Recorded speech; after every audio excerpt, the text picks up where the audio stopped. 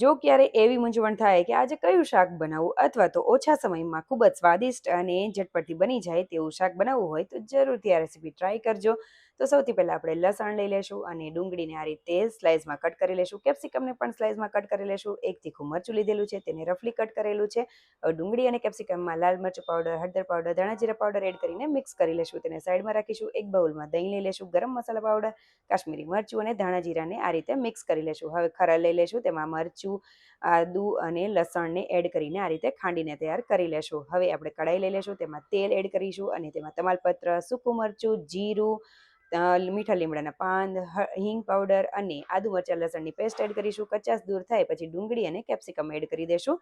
2 ચમચી જેટલો ચણાનો લોટ એડ કરીશું અને બધી વસ્તુને સરસ રીતે મિક્સ કરી લેશું. ઢાંકીને તેને થોડું થવા માટે રાખી દેશું. ડુંગળી થોડી એવી ટ્રાન્સપરન્ટ થાય એટલે આપણે દહીંનું મિક્સ જે કરેલું છે તે એડ કરી દેશું. સરસ રીતે હલાવી લેશું. એકદમ સરસ એવું તેલ છૂટવા પડવા માંડે એટલે મીઠું અને થોડી એવી જ ખાંડ ઓપ્શનલ છે, તમારે એડ કરવી હોય તો કરી શકો છો. હવે આપણે કસૂરી મેથી હાથની મદદથી મસળીને એડ કરીશું અને તેલ છૂટે ત્યાં સુધી આપણે થવા દેશું. તો તૈયાર છે આપણું ખૂબ જ સ્વાદિષ્ટ અને ફટાફટ બની જાય તેવું આ શાકની રેસીપી. જરૂરથી ટ્રાય કરજો, બધાને ખૂબ જ ભાવે તેવું બને છે. તમે તેને રોટલા, રોટલી, પરાઠા કે ભાખરી સાથે સર્વ કરી શકો છો અને સાથે મેં આમળાનું અથાણું પણ સર્વ કરેલું છે. તે નીચે વિડીયો મારી ચેનલ પર આપેલો છે. ખૂબ જ સ્વાદિષ્ટ એ પણ અથાણું થાય છે. તો તમને આજની આ રેસીપી સારી લાગી હોય તો લાઇક, શેર અને સબસ્ક્રાઈબ કરજો. કમેન્ટ કરવાનું ભૂલતા નહીં. ફોલો જરૂરથી કરી દેજો. Thank you for watching.